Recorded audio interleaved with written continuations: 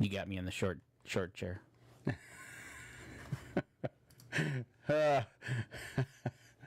Yes, Danny, you are short. Yes, I know. That's why I got my seat all the way up, but... Welcome to another exciting episode. Another Sunday night of Up North Journal Live podcast. As we try to get ready here in the studio tonight, we're having a little bit of difficulty. Think we were going to be early. Yeah, we were going to pop a little bit early, and all of a sudden one of my computers wanted to go through a forced update. So I'm hoping this thing comes back alive here. Right. So we'll see what happens. Well, in the meantime, we're here. Do some sharing of the show. Yes, we'll get that out of the way while we're waiting on the computer here to fire up and check our audio level going into the record side. So hope everybody's doing well tonight. Alrighty. So, have a good weekend? Yes, I did. Nice family weekend, wedding. Yeah? Yeah. Got to see some relatives. It's all good. That's good. That is good. Yeah. Had my, like I talked about, had a relative come in from Belgium. Uh-huh. So she was staying with us for the last half of the week. Okay. So it was good. She got to enjoy the area of Fenton. Okay. All the way from Belgium. Yep. Okay. All right. There's one out of the way. And there's two out of the way. What is today's date?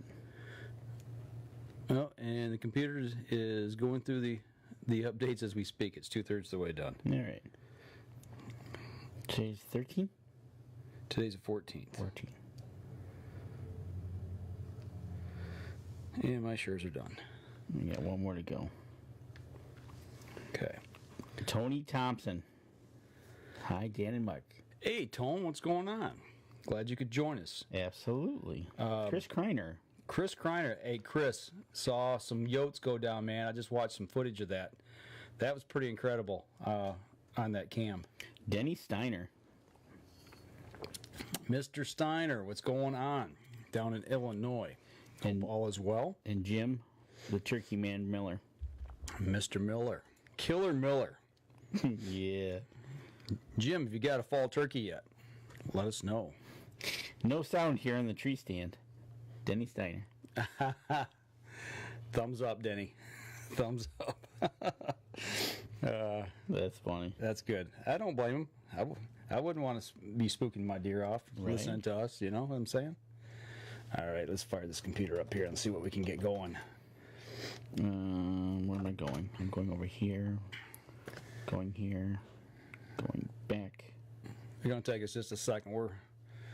This computer's got thrown a little wrench at me here tonight. So, episode 485, 15 away. 485. In 2 weeks, Danny and I have to figure out what we're going to do for a show. I'm hoping to live stream from up at deer camp, but honestly, we're trying to work out a connection right now to see if we can actually get Danny on the show. If not, you're going to get to listen to me talk. All right. Actually, I might have a few people at camp. So, I was going to say. I'm hoping the famous Mr. Boggs will be making a journey to Michigan. Really? I'm hoping. We've talked about it, so we'll see what happens. Hopefully he can get up here. And I know a couple other guys from camp may be up there as well, doing some archery hunting. So, gotcha. So if I have to, I'll give you a week's vacation. Sweet. But I can't wait. Good deal. Good deal. Mm-hmm. Oh, what you got there going on? It's just going through its steps here. So okay. We're almost ready, folks. Just bear with us tonight. Gotta love Windows. True statement.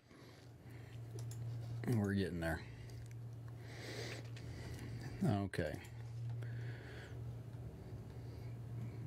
Come on, Mr. Computer. Man, was it a nice weekend out or what? It was. I mean, compared to Thursday and Friday when it was all gloomy and gray. Right. I mean, it really changed it and got the sun out and It's good to go. Okay, we are ready, my friend. Tony Thompson is I'm the newbie, soon-to-be hunter.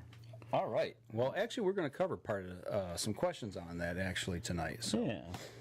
all righty here. How are we doing over there? It's almost ready. Am I got my mic correct position to hear my voice loud and clear? I'm cooking with gas tonight here, so. All right, are we ready? Let me fire this one up so you can see over here too. Might as well have this one ready so I can see questions coming in too.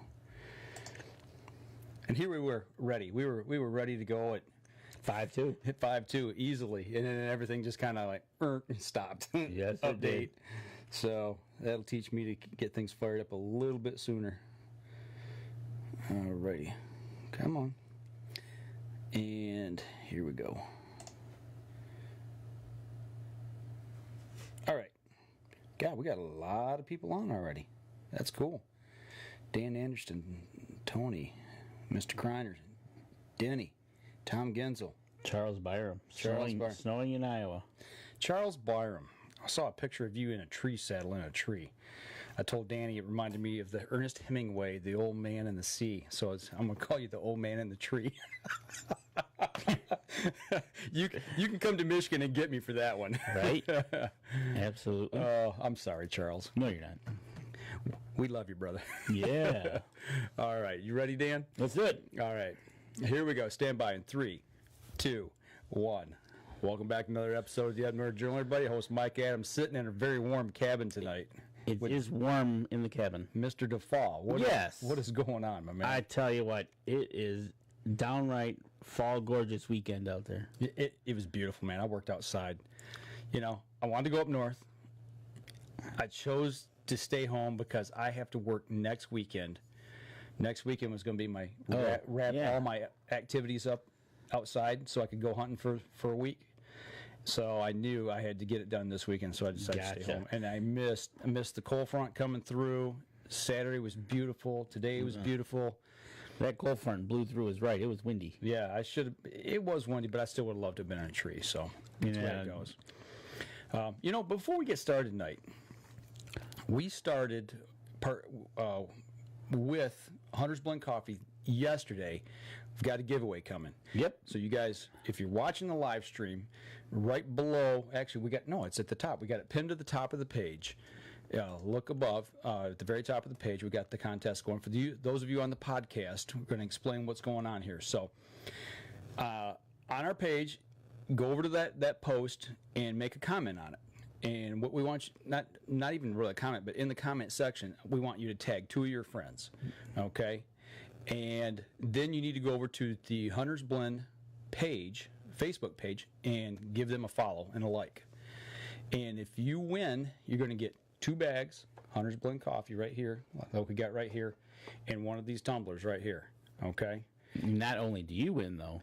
The 2 people you tag in the comment on our page in the contest post will also get a bag each of Hunter's Blend coffee. So Hunter's Blend wants to get the good word out about great coffee. You've heard us talking about it. You've seen us drinking it. Yeah, got it right here tonight. Got 2 new fancy mugs here.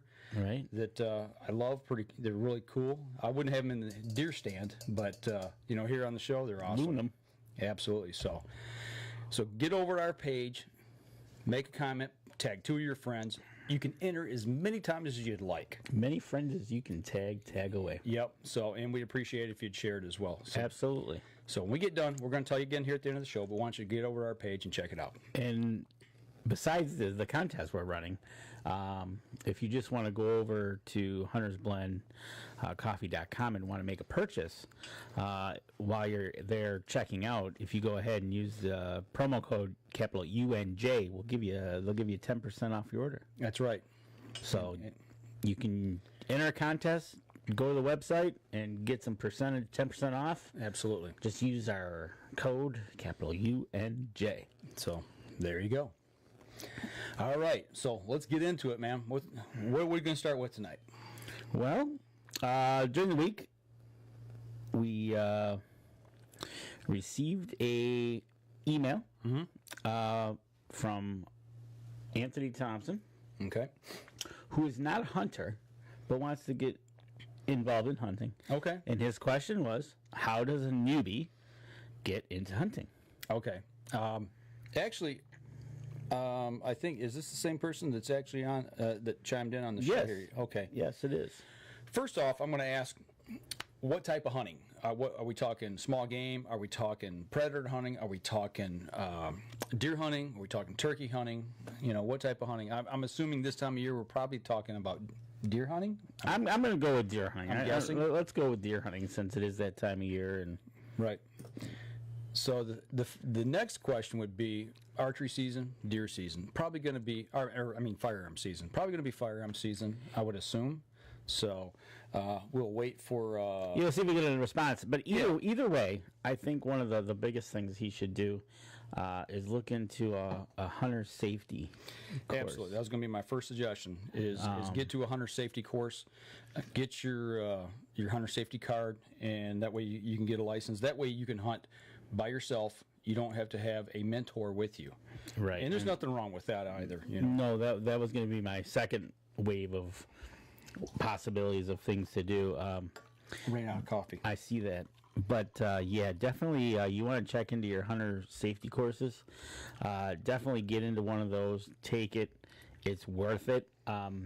Just the sheer learning some of the facts of what, where, how, what to do, when to do it, how to, proper carrying of the gun. Then you'll have to go take your field course, which is not really a big deal. No, just shooting a shotgun, I believe. Only time it is a big deal is if you never shot a gun. So, and if you haven't done that, what I would suggest is finding somebody that that you're familiar with, and go to a gun range with that person and have them go through some basic safety tips and techniques, and just get used to shooting a gun. Absolutely. So he responded with deer or turkey. Okay. So, get to know the firearm you're going to be using, or obviously if it's a bow or crossbow, start practicing. Yep, absolutely. But definitely get your hunter safety course under your belt. Get that taken care of. It's good to have. Don't be afraid. It's all age groups. Yep. Don't think you're going to be walking into something where there's only kids. Yep. No. I retook them with my daughter. I took them with every one of my kids. Yep. So we used them as refresher courses. You know what? And every time I went, I always learned something new. Absolutely. Every single time, even from the first time that I took it when I was a kid. And that's one of the big things is what I tell you the truth, it's one of those things I think this state is starting to lack, is that getting the kids to actually physically go to them instead of taking it online. Yeah, I don't like the online deal. I'm not a fan of it. I think you miss so much personal not even so much one-on-one, but group discussion, because questions get brought up, and kids always ask that question that, like, wow, I never thought of that. And put yourself in a situation, by asking that question, and thinking ahead of, like, wow, it's just, that's a good question, right? And then thinking it through critically. Yeah, and both my girls, when they took it, we were able to go over to the Sportsman's place, sit there for the weekend together, and it was a full house. Mm-hmm. But they had, I would say, anywhere from 6 to 8 people giving the class, and it was great. I thought it was really well done. Okay, he just put on here archery. You're right. So, archery, start practicing. Yeah, archery season actually opened up 2 weeks ago. Yeah. So, but take a step back. Do you have a bow yet, or do you need to get one? Yep. And if you have a bow, have you been shooting? Yep. That's probably the next question, because there's a lot of guys out there that shoot target archery that have never been out hunting before. So that is another process to go through. Is you know how to shoot, you know how to aim, your bow's tuned, you're ready to go, you've shot, and practiced enough to be able to get out there. Absolutely, but it's a whole different game when you put an animal in front of what your target is. Yep. I would suggest first-time hunter, I would not tree stand hunt, just because that's a whole different dynamic. I would be looking for maybe a ground blind. Pop-up blind, they sell it at all the big box stores. Cabela's, you can do that. You can start off with the pop-up blind and work your way up, getting in. Then exactly the same thing with your. He doesn't have a bow. Okay, no bow. All right. So he's going to have to go make a purchase. Yep. Or unless he has somebody that is similar to him that he can buy, is going to buy somebody's bow off them. Mm-hmm. But he'll need to take it to a pro shop, get it adjusted for him. And I would actually think about getting some lessons. Yep. Probably not. Actually, this year I would say probably not going to happen for hunting, just because if you don't have a bow, if you've not really shot a lot, you need to get in tune with the gear that you're going to use. Exactly. And with archery, it does take a little bit of time. Not trying to discourage you or anything, but it does take time to get proficient. It's not something like a gun. You can set it on a bench, tune it in, and you're ready to go. Mm-hmm. But archery's a little bit different. There's a little bit more to the mechanics. There's a little bit more to everything that goes on with a bow. A lot of muscle memory. Plus, you're going to be spending on the bow. You're going to be spending on the arrows. You're going to be spending on the field tips to the blades, the broadheads. You're going to have to purchase all this stuff, and then you're going to have to put it all into motion to shoot. Mm-hmm. And getting proficient at that point at 20 yards is the first step. You know what? Oh, but he says he knows how to shoot one. Okay. I would probably, if being in the Detroit area, I'm trying to think of the shop that's down there, the big archery shop. Is it MJC, Danny? MJC, yeah. MJC is at 15 in Groesbeck. Okay. Or I think they have one in Royal Oak. Okay. And there's more archery up on Van Dyke and Hall Road. Okay. So start maybe getting into a shop, talking with some people, letting them know what you want to do. Start shooting some bows at the shop, figuring out what fits you. And that's a whole nother dynamic. You need somebody that really knows archery equipment very well to be able to help set you up and get you into a good fit. Now, Tony, are you going to be coming out this way, or because there's a bunch of archery shops on this side of town from Detroit, so I don't know where exactly in Detroit you're located. So there's plenty of places to go to. But that's kind of where I would start. Start looking at a bow, looking at what your budget is. Tell them what your budget is when you go in the store, and have that hard set in your mind to know what you're going to spend. So that way they can tailor the type of equipment that they can offer you to try out. He wants to get ready for next season, so he's already got that. Okay, there you go. He's already got mindset. This is for next season. That's good. So he's going to have almost a year to practice. Spring turkey season. Well, if he wants to get off there for turkey, so he's going to have 6 months. Right. And then maybe look at joining a local archery club as well, just to get out through the winter, being able to shoot, and use that time as your practice. And I do believe MJC and more both have places where you can go there and shoot. So during the winter. Yeah, because outdoor winter, I wouldn't recommend shooting outside in the winter. It's a little rough here in Michigan. So. A little bit, right? Yeah. So let's say he's got the bow. Let's say he's ready to go. He's got the bow. He's all set. He went to his local archery and just started practicing, right? Yep. I know more archery they do have the range from 0 to 50, I do believe is the long shot. So it's a great range. There you go. Been shooting there a couple times.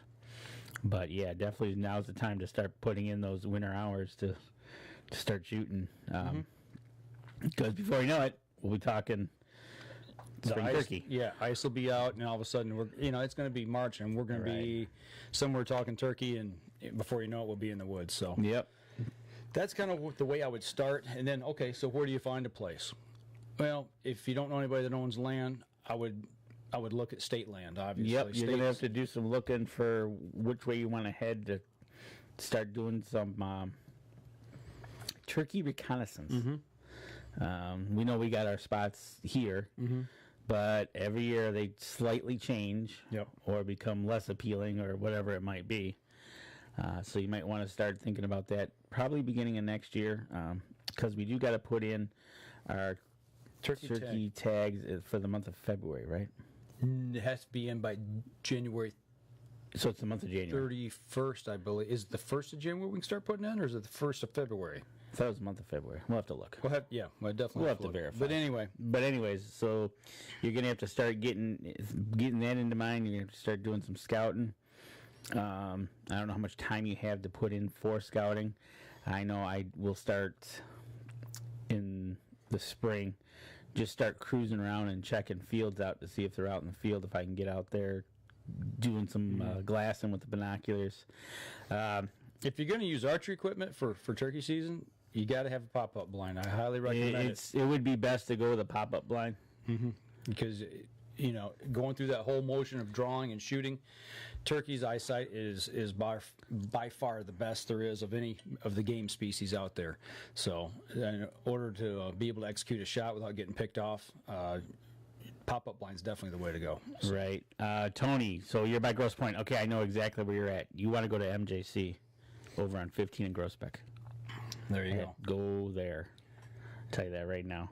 And obviously, we would be remiss if we didn't mention the fact that PSC makes a full lineup from youth bows all the way to adult bows of every price range, every size. Right. So and don't be afraid to go check out Cabela's, because they have some mainline bows there. A matter of fact, I used one this year, the Ferocity. Yep.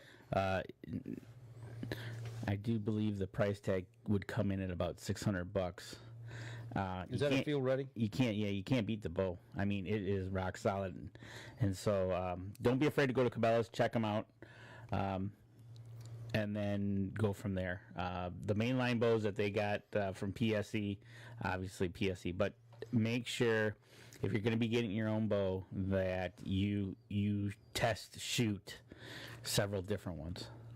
Just don't grab the first one, shoot it, and say it's good.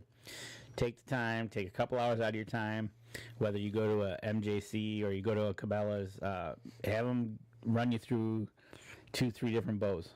Get some couple shots under your belt, feeling how it feels in your hand, the draw cycle, the valley, the whole 9 yards, and you'll come to a conclusion that this one feels good. Yeah. That's the one to buy. Yeah. Yeah. You know, and like I said, you know, obviously we like PSC, but there's many manufacturers out there. Just get out there, shoot a bunch of different ones, and get something in your hands that feels good and that you're confident with. That's the biggest thing. Absolutely. There's also going to be, I don't know when you're looking, I don't know when you're looking for buying, if you're going to be buying this year or next year, but the start of next year, you'll hear on the show, January is like the month of shows. So you can actually go to I think they're going to have one in Lansing. They're going to have a couple of them around. And you can go there and find the different manufacturers to shoot there as well. Yep, that's at the Deer and Turkey Classic. Yep. I believe that is usually around Valentine's Day in February. Because I always got to sneak out of the house so I get in Shanghai. Right? You know, Chris, that's pretty funny. What you know, he was out youth hunting, right? Uh-huh. We were talking about this Friday night. If a deer had turkey's eyes and a coyote's nose, we'd never kill him. There you go. Jim Miller says attend a spring wild turkey workshop. Ours at Williams Gun Site in Davison is April 6th. Absolutely. That's an excellent piece of information there, Jim, as far as learning the species you're going to hunt. So, and matter of fact, if you attend that one, Jim Miller is the president of that. That's right. So go there and find Jim Miller and tell him who you are, and you guys are on the same thread, talking back and forth here. So yep, absolutely. Get with Jim, and he'll help you out tremendously. He might even have a cup of coffee there, hot and ready for you. Hopefully, it's Hunter's Blend. Right. So, but that's kind of where I would start. You know, that would get you going and get you out in the field. You know, and find somebody around you close too that's into hunting. You know, start checking out some forums and things if you don't know anybody, and find somebody maybe at the archery shop or maybe at archery league or what have you that you kind of become friends with, and maybe do a buddy style hunt, just to kind of get that first time out in the woods. So that's how it started with me and Mike, and he wants to buy one for him for Christmas. So he wants to put it under the tree. Okay. So what I would suggest is definitely go over to MJC, see what they got in their lineup, see what they got left from 2018. I knew the 2019s are rolling in. Yep. So you might be able to swing a deal. Absolutely. So, well, I'll tell you what, we need to take a break. So we're going to step outside. We're going to take our first break. When we come back, we'll continue on this path here just a little bit. We'll be right back after this. For those of you on the live For those on the live stream, Chris Kreiner, you guys are way doing too much talking. You should be hunting. That's right. But that was some good video. That was some awesome video. We're like, shoot, and all of a sudden, yep, there he goes. He dumped him. That was pretty good. I like that. Okay. I might need to get Chris to come up to our place, man. We're covered up in yotes. Right now, I heard a report from camp that there's 3 different packs running our place. Really? Yeah. It's they're still. Well, I wouldn't mind a weekend with Chris Kreiner in January, February. Yeah, let's get up there and smack some yotes. Jim Miller. Okay, that's good information, Jim. Tim Cias is from West Virginia.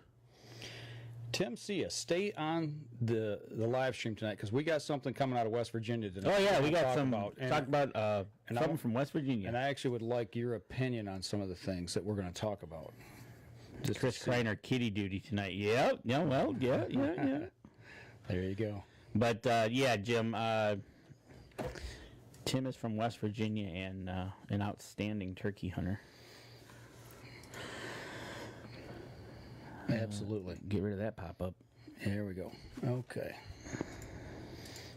All right, you ready, Dan? My buddy got me started in archery, but it wasn't until I went to an archery shop that I got things right. Right. Good call, Dan. That's why we're saying get over to our archery shop and here we go. 3, 2, 1. Welcome back. You know, a lot of good talk right now. Absolutely. On the live stream, in the break here, for those of you on the podcast. Buddy of ours, Dan Anderson, out of Wisconsin, right? You know, he kind of went through the same thing with bow hunting or getting a bow and all that, but he said he didn't get things right until he got to an archery shop. And Tony, I think that's really the big key here, is having somebody help you work through, help you fit the bow to you, because I've seen so important. I've seen a lot of, hey, my buddy gave me this bow, and well, first thing, it's 70 pounds. Mm-hmm. Well, can you pull back 70? Right. Is it the right draw length? Is it the right draw? Well, hold on. So, if you're a tall stature, does it fit you properly? If you're short stature, does it fit you properly? Right, exactly. And then you want a short brace height or a big brace height. You know, those things are all play into things, and being a new person with a bow, and maybe you don't even know what we're talking about with those terms, and that's where a pro shop comes in. I remember, I'm not going to mention any names, but a guy that I'm friends with, we were all shooting one night, and this was 10 years ago maybe, and you know, we're all shooting, and we're shooting 20 yards at a range, and you know, we're stacking them in there, and he's like, he's just frustrated. He's like, I just don't know what to do. I can't shoot like you guys. I'm like, let me see you shoot. So he draws, and this is what he did. In his anchor point, the string was behind his ear, and he's floating out here. Really? You know, and he leans into it. I'm like, draw down. You know, you're gonna take your ear off. It was like a 27, 28-inch draw bow. And he probably should have been in like 24 and a half. There you go. His 24 and a half was what it wound up being. So I had to get different cams for the bow. Back then, they didn't have the screw set mods like we do now. Oh, I tell you what, there's one thing that the bow companies have zeroed in, and especially PSE, because we've dealt with them, how easy it is. You used to have to take them, put them in a bow press, change the mod out, shorten it up. Now, with PSE and others, you just take it, look at it, and go, okay, unscrew this, go to the next letter, screw it back in, change the stops, away you go. Yep, half-inch increments. Yep, half-inch increments. It's a beautiful thing, and it's something that a pro shop, once they tune you in, you're probably not going to change, because they will, depending on the release and how they get you set up, but that would be a great place to start. Well, once we got this person tuned in, everything went from like shooting like this to like this. There you go. You know, it became fun for him. You know, I mean, it brought everything together, and that is just having somebody work with you that knows what to do, right, and knows the ins and outs of a bow. And a pro shop, man, that's the way to go. Yep, have definitely. a pro shop help you. Let us know when you get over there and who you go talk to. We'll give them a shout out, because if they help you, I'm on that side of town anyways. So I think go over the MJC would be a good start. Okay. So let's And start then with that. Let's start there, and once we get past that, we'll go to step 2 of getting you out in the woods about turkey.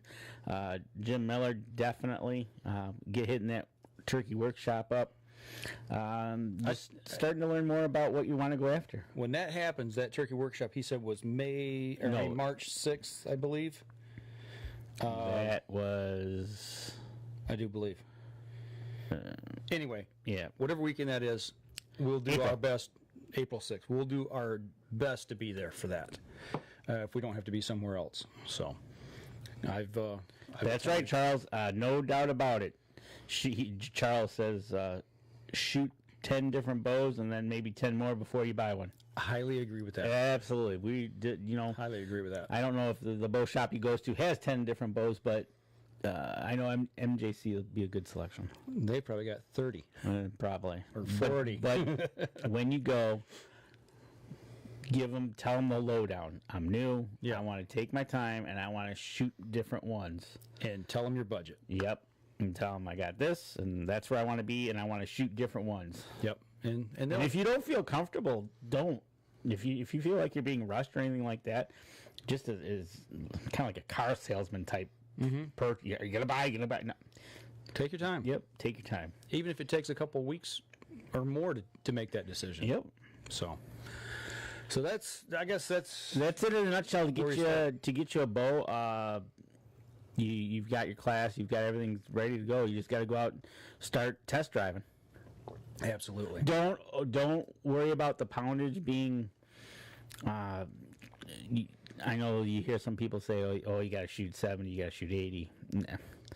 No, I shot 55 this year.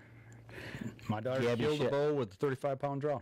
Gabby was Or shooting. killed a bow. Killed a deer with a her bow? bow. Killed a deer with her bow at 35 pounds. Gabby was shooting. I think she was at 35. Yeah. So there you go. So, yep.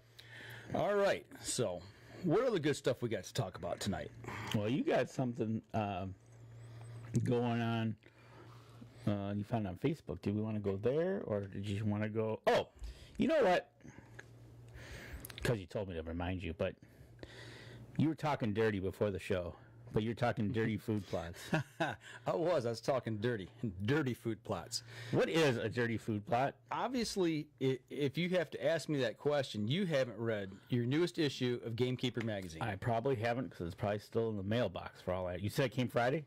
I think it was Friday. Yeah, Yeah. it's probably still in the mailbox. And actually, I want to give a quick shout out to Lincoln Roan of Packer Max, who is now, I believe, he's teamed up with Moss Yoken Gamekeepers, and he's got an ad with his Packer Max Cultipacker in the magazine. So, but a dirty food plot, I had never heard that term before. What do you think of when you plan a food plot? When you say what mind? is a dirty food plot, I'm thinking a food plot that has been maybe overtaken by by weeds, maybe overtaken by something you don't want growing in there. Because being let's say a clean food plot would be a luscious green of what you planted, no weeds, no nothing. So I'm trying to say, okay, dirty. What would dirty be? That's what I'm thinking. Overweeds, not the species you're looking for. Something got in there maybe and killed it. Okay. Maybe it. All right. What's your idea of the ideal food plot? A nice, luscious green pasture that's got a dead deer in it that I'm standing behind, holding. Okay, right. Okay. Okay. What you see in magazines, Yeah, green I'd food like plot. a nice green food plot that the deer are able to come in and just eat and move on, or that's what I'll say. Okay. Nice and manicured. It's square, rectangular, what have you. Whatever the shape, Okay, it could be a kidney bean. It depends Okay. on the lay of the land. Because I've got a square food plot. I've got like a Y, and I've got like I guess a T. Okay. Nice and straight borders. Or curved, nice Or curve. a curve. If you stand in one corner, you can't see the other corner because it curves around. Gotcha. Okay, the whole premise of this, and it's what got me, the title got me intrigued into this article, And it makes a lot of sense. What they're talking about a dirty food plot is, it doesn't have nice clean edges. The edges are irregular. It's not square. It's not curved. I mean, it's got a little something sticking out here or there. It's got broken edges. Okay. That's one thing. The other thing is it probably has got some weeds in it and maybe some native species that grow up into that field along with your food. Okay. Yep. Also, maybe it's got a down tree. That a big tree fell over and broke up an edge. Maybe there's, some native grasses growing along the edge that's real tall. And it's broken up. It's not a clean, pristine food plot. Square, nice cultivated edge. Yeah. And okay. And what's your thought on that? When somebody said, "There's my food plot," and what I just described is what you saw? I would think depending on where you're at, like down here in the south, or they tend to be able to get more of a clean cut, I guess. Right. Whereas mine, exactly that. Now you can walk the edges, but it's not. Right now it is because we had the bulldozer came in and was able to lay that in there. Right. But it's I think that would be better for natural tendencies of an animal. Bingo. And that's what they were getting at. That was the whole thing that they were trying to make sure I don't spill my coffee. Yeah, don't spill it. Actually, I didn't unscrew this enough. That's what they were trying to get at, though. See, Ron Moses shows up late, and he's already going, "Oh my, dirty." But they're talking about mature bucks feel more comfortable in a quote unquote dirty food plot. Well, that's more natural to them. There's quick escape. There's cover. It's got cover built right next to it, and that's what they're talking about. And I think on my one food plot that's basically in the woods, that's kind of like the Y shape. They got that. Okay. That's one thing that they got there that I thought was it was almost a natural fit to go in there.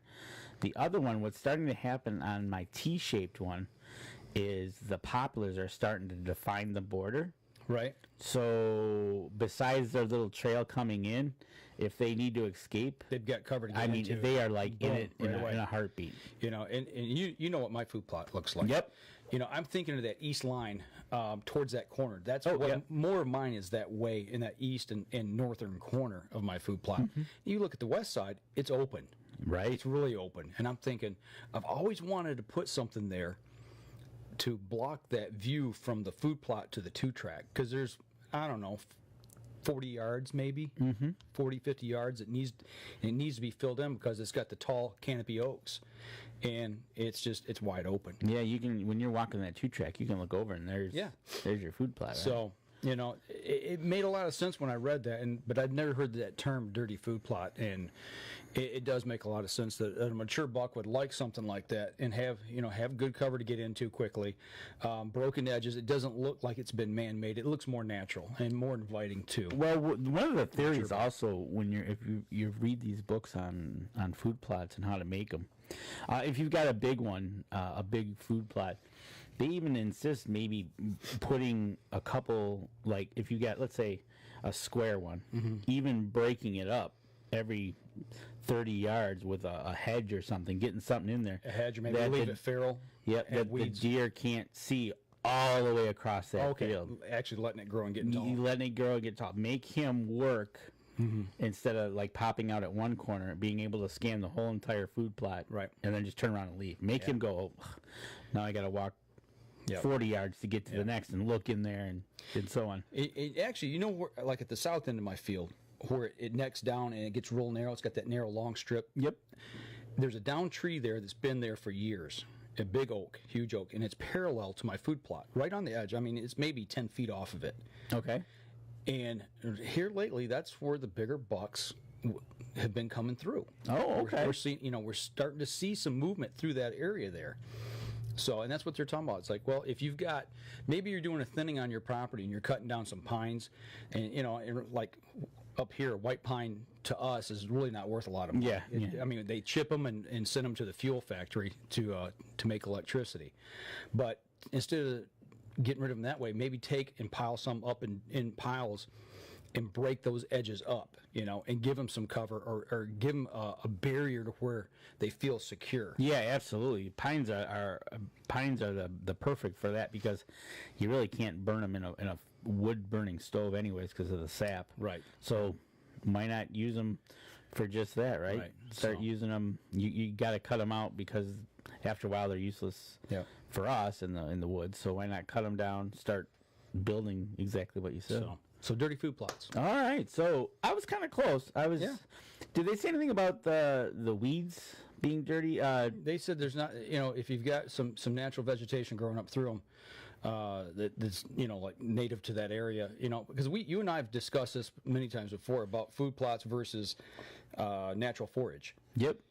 That those natural forage fields are a feral field, where there's I forget the term I'm trying to think off the top of my head that I learned about, but letting that thing grow up and letting the natural forbs come up for them to eat. All right, and there's a couple of spots on the property now from the logging that have kind of like that, where there's not really a lot of trees. Right. So we're not going to do anything with them anyways. What I did is I made my food plots of where the bulldozer was already taking off that first layer of land of the soil for me. Okay. And I just use that. So, but yeah, it gives them that natural grass to wander through along with the. Right. Okay. So that is a dirty food plot. Yes, sir. All right. And with that, I think we need to take another break. So we're going to step outside real quick. We'll take our second break, and we'll be right back after this. All right. Mr. Moses, glad you could join us tonight. He sent us a picture. He had his dinner all planned and bought and ready to go so he could join in and watch the show tonight. There you go. So we appreciate it. All righty. Let me save this off. If he's ever driving his truck, he should stop by and bring us some food. That'd be nice. We're going to talk food here one day here real soon. Hopefully we'll be talking about canning some deer. We've talked about that before. So we'll see how that goes. Alrighty. Save this off. All right, Danny, you ready? Yep. All right. Okay, here we go. Stand by. 3, 2, 1. Welcome back. Third segment of the show. Talking about dirty food plots, talking about new hunters. Right. So, speaking of hunting and food plots and archery season, I ran across something today. Did you know? On Facebook, actually, yes. And let's see. I've already showed you. Call that up there. I'm bringing it up right now.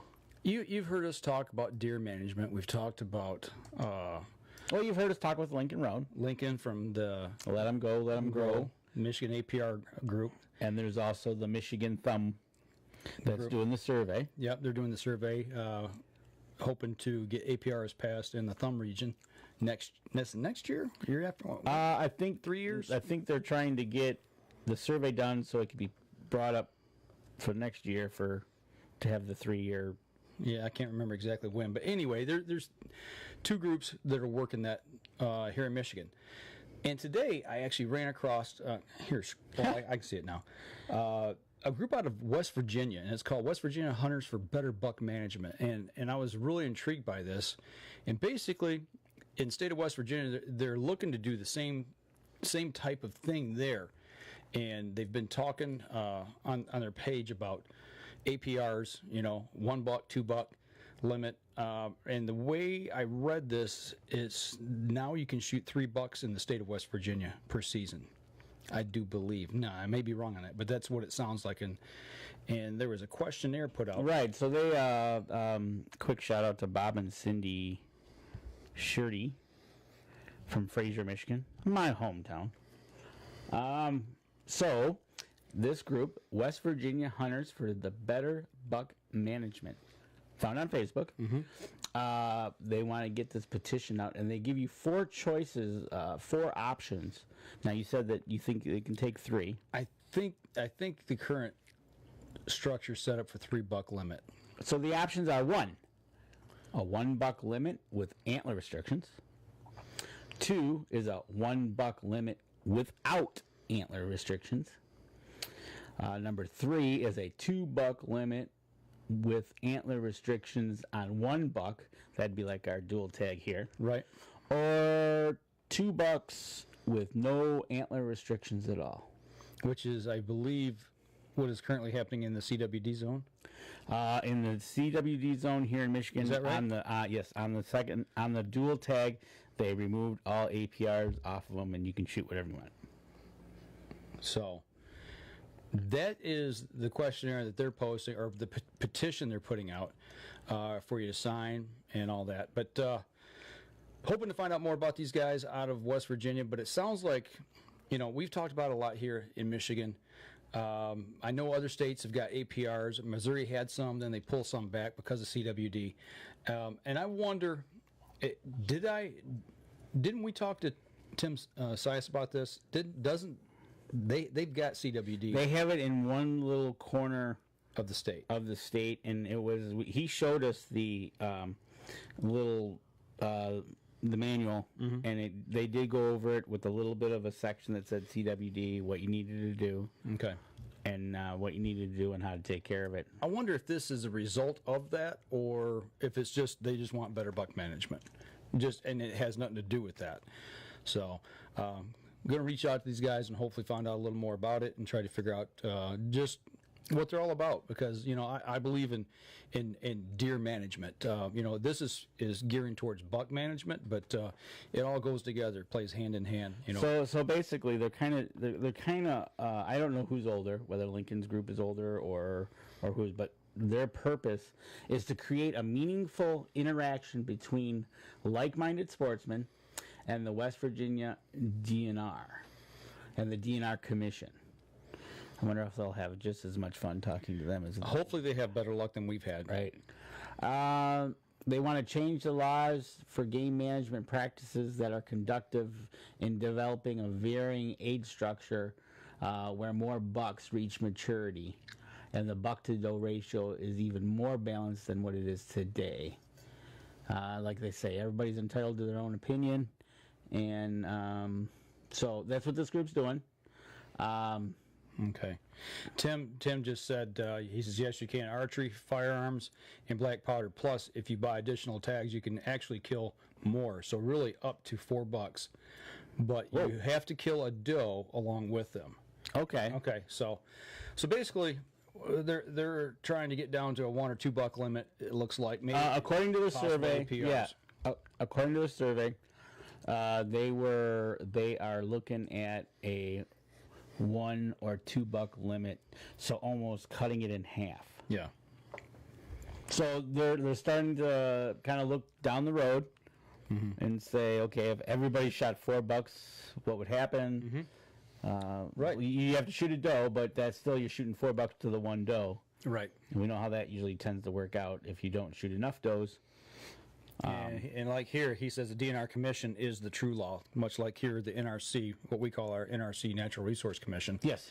Sets the regulations for the DNR. DNR enforces them. Yep, exactly. That's so they're going to start. Looks like they're working on it. Hopefully, like Mike said here, learning more about this group so we can kind of find out what's going on in other states. We always talk about what we are here in Michigan because we're right here. Right. But having West Virginia and being friends with Tim, him kind of filling us in on what goes on in West Virginia. Absolutely.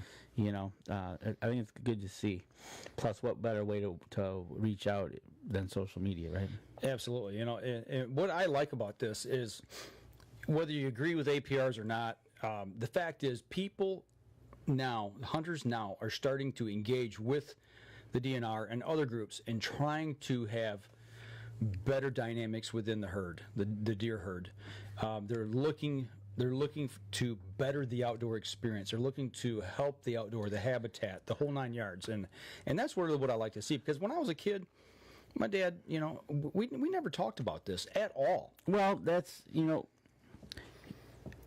they're opening the lines of communication instead of being a dictation or not knowing what they're doing. Right. They're trying to find out what our DNR, or in that case, West Virginia's DNR. How do you go about doing what you do, and let's help each other. We're an open voice. We want to talk with you guys, find out what's going on, like Lincoln Roan's group. every other group that we have in Michigan, they all are trying to talk with the DNR for a better herd dynamic. Imagine that. We're trying to we're just not just going out and killing them. No. You know, we're trying to control or contain, not control, but contain, you know, the spread of disease, whether it be TB or whether it be CWD.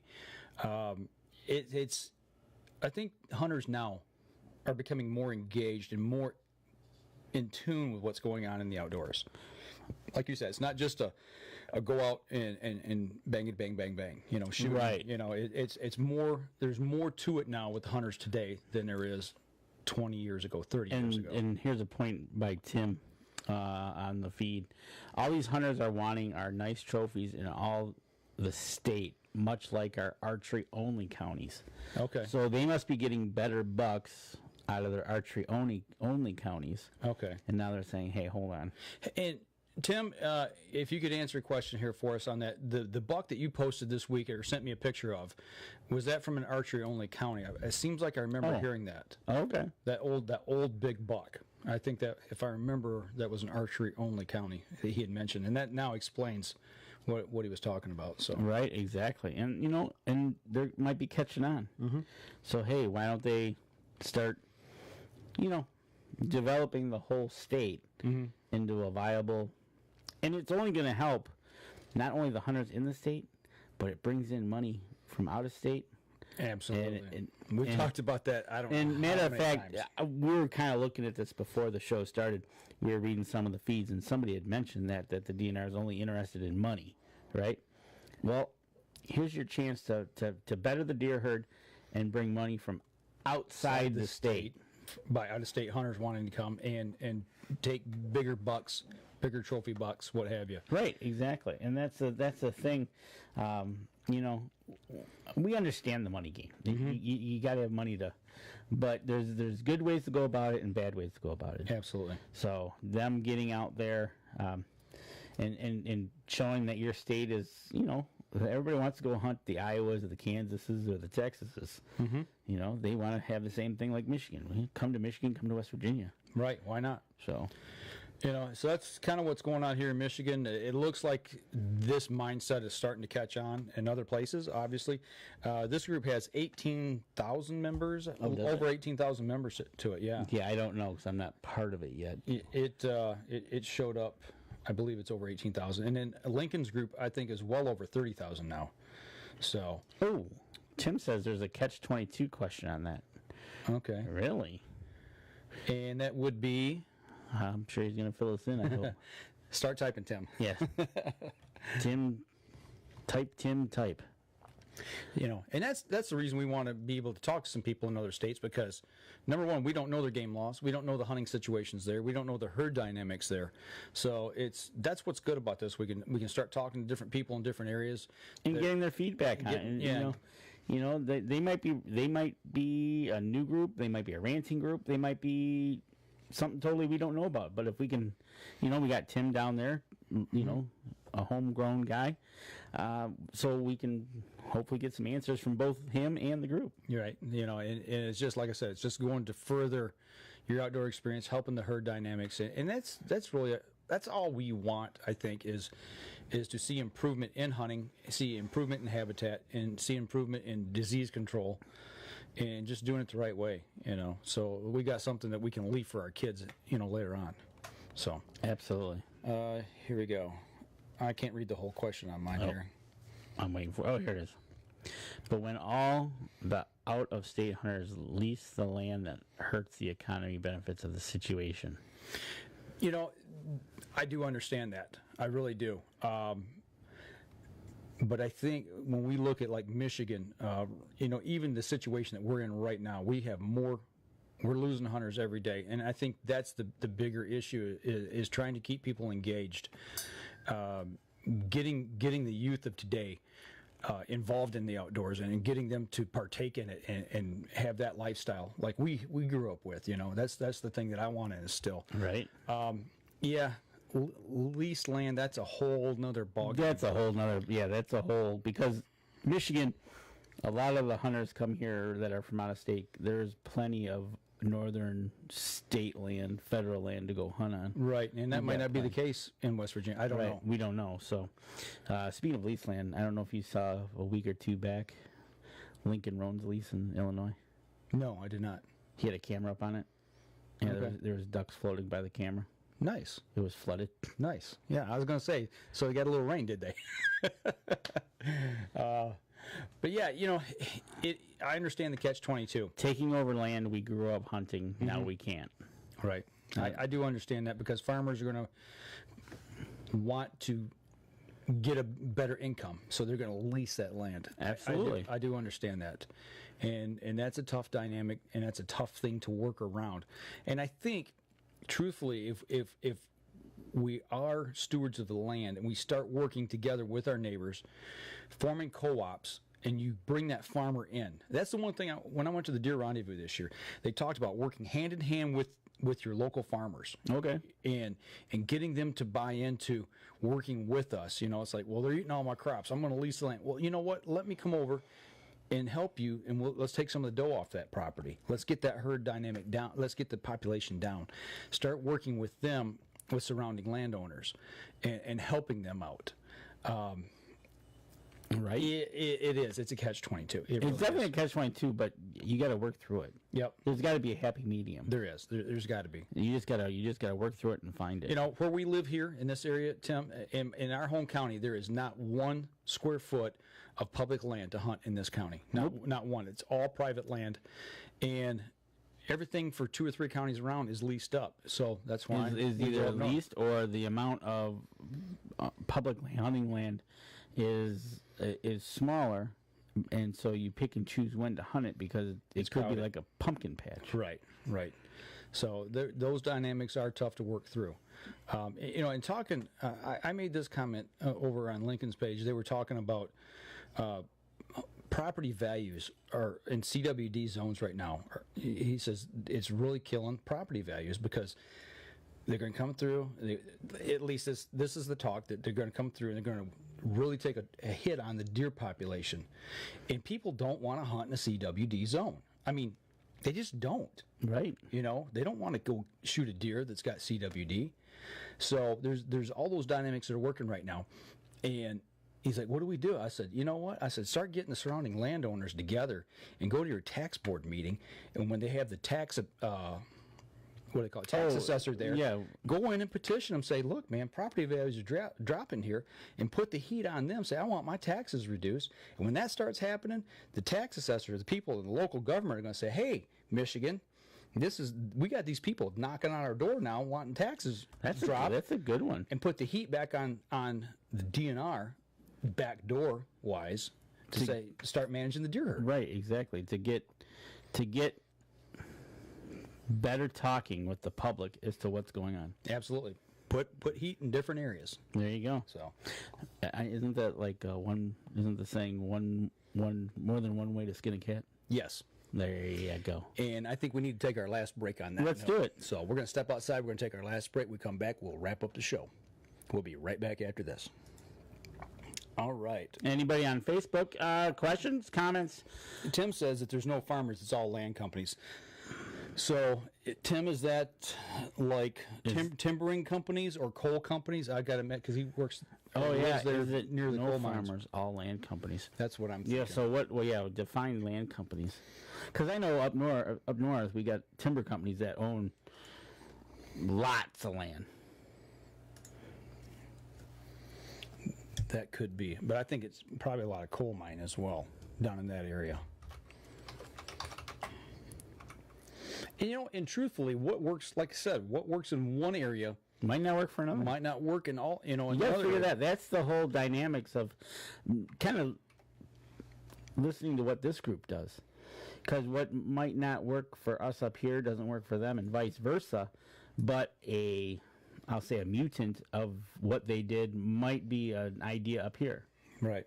So, You know, it's just the fact of getting more people, more heads thinking of what direction to go. yeah, actually, Jim Miller just brought up a good point. We lost all of our HAP hunting lands in Genesee and Lapeer counties here in Michigan recently. And I remember, I think, Jim, correct me if I'm wrong, wasn't that the day that we did that we did the on the trail segment, I was over there talking to you. We were talking with Tom about this, I do believe. Oh, really? Mm-hmm.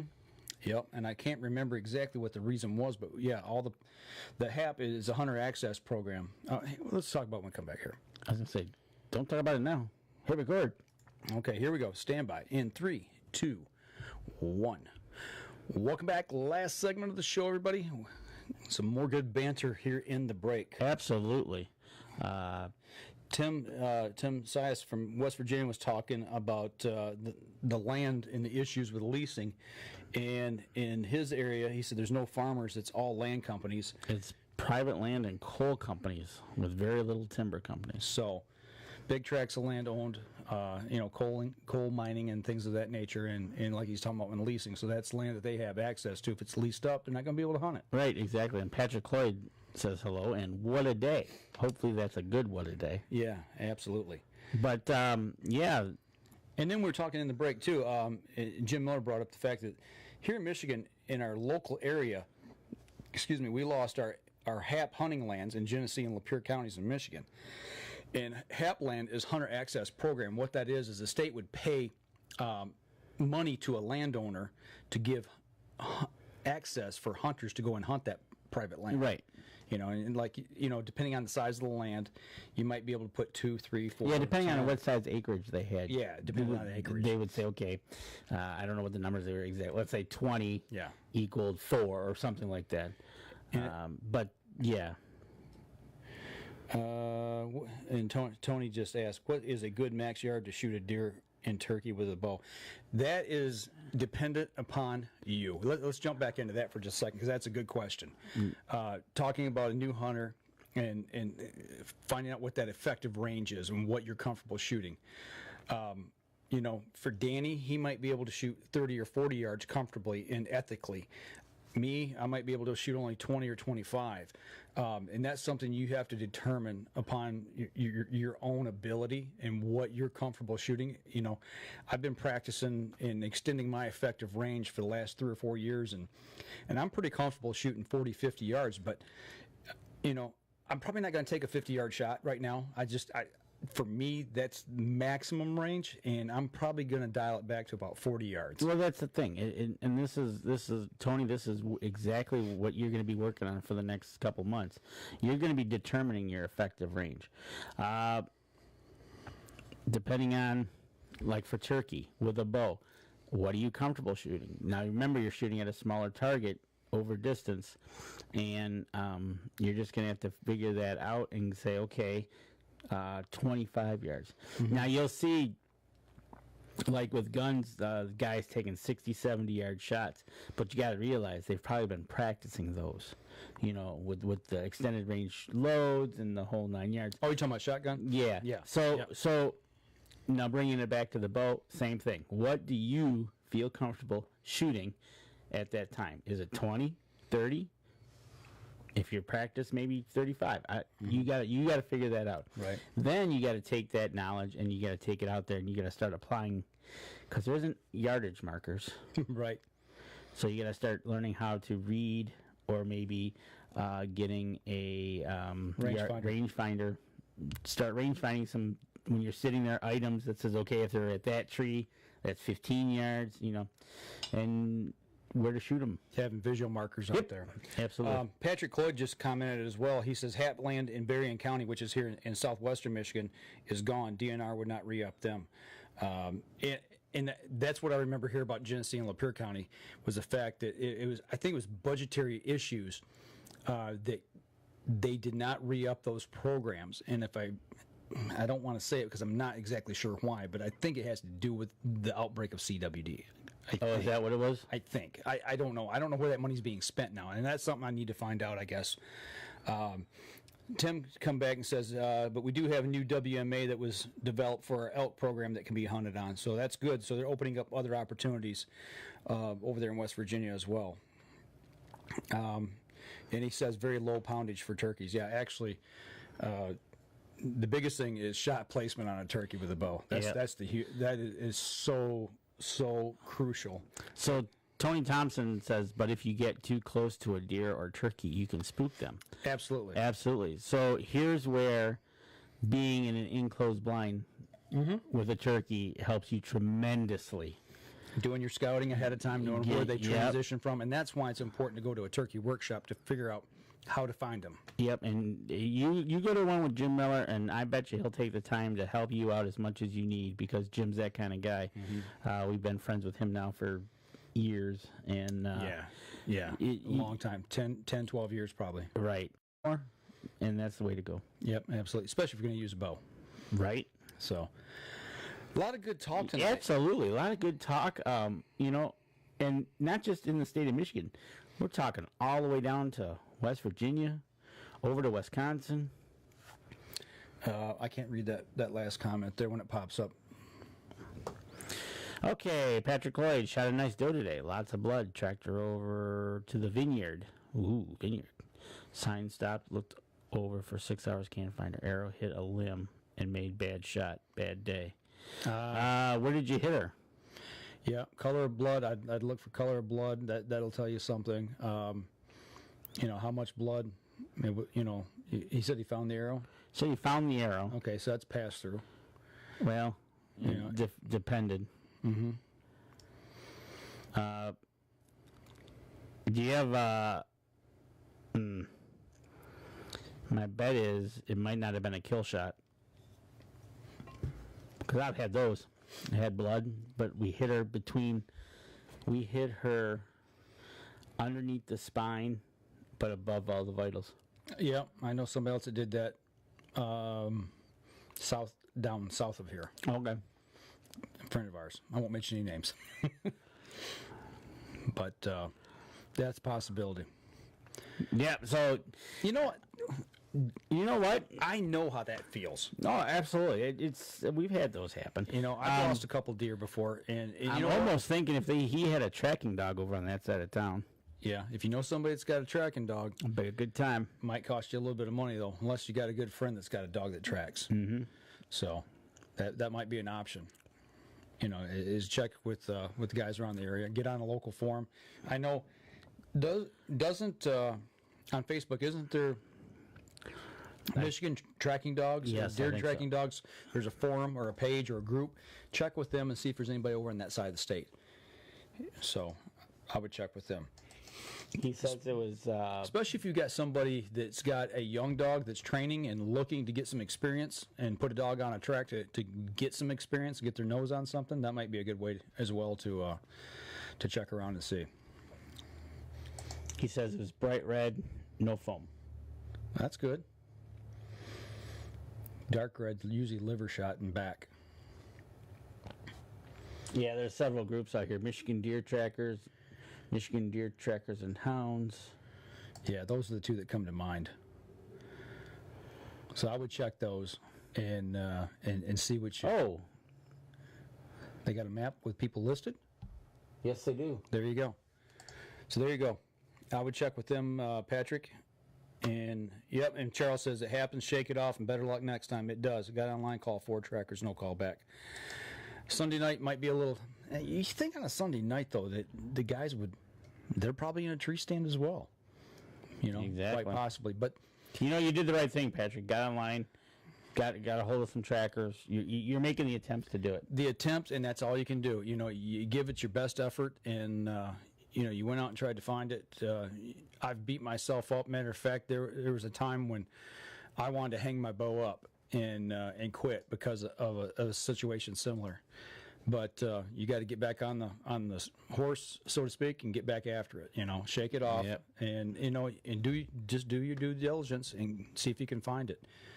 Another thing I would do is tomorrow morning, if you've got time, get out there and start listening for crows. Listening for the crows will find that deer if it is down. Yeah, they will, and they'll start making a racket. And that's one really good way. Blackbirds the same way. Is they will flock to that carcass.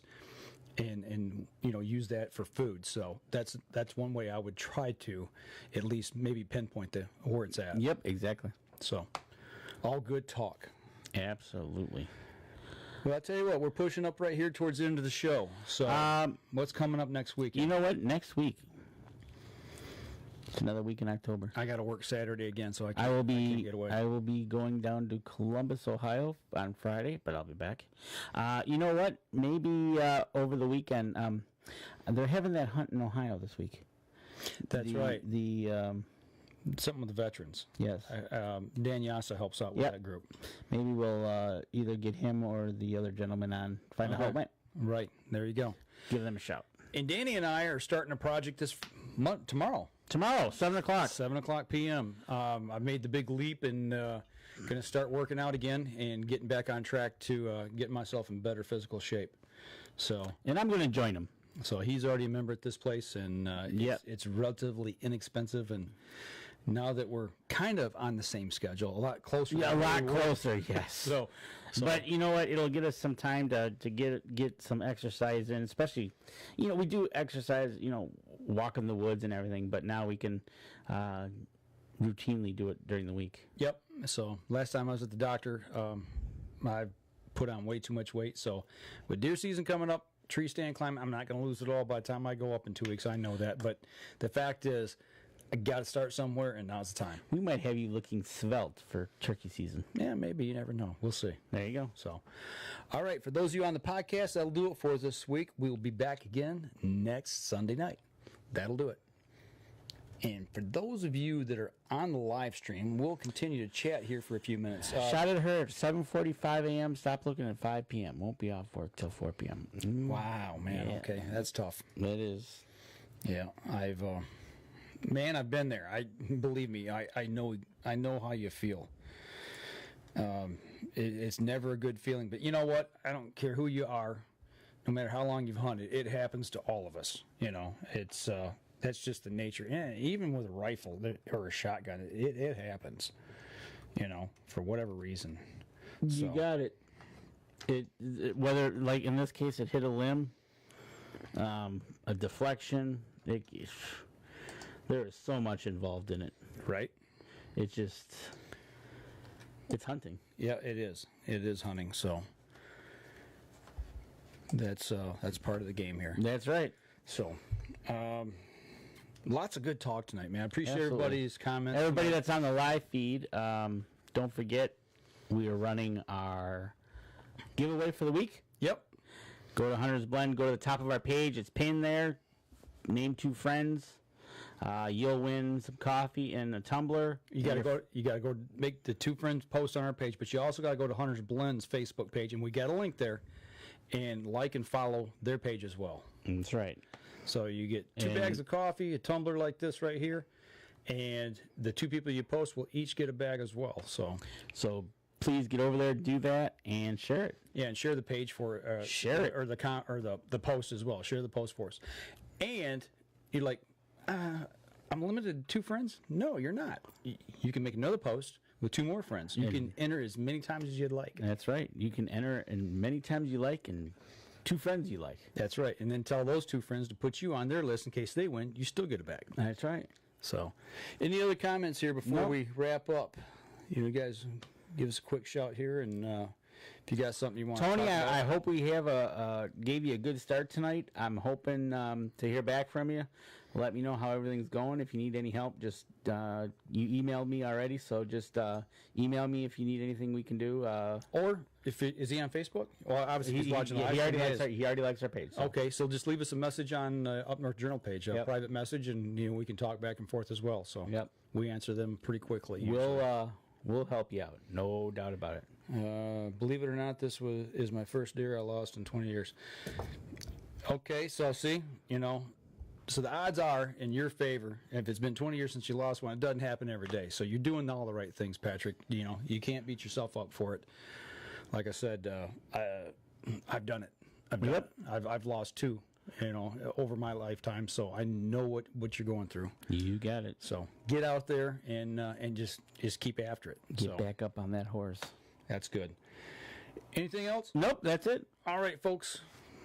I believe we'll just go ahead and sign off for the evening, and see you next week. Next week we'll be back, same time, same channel. Y'all take care. Have a good week.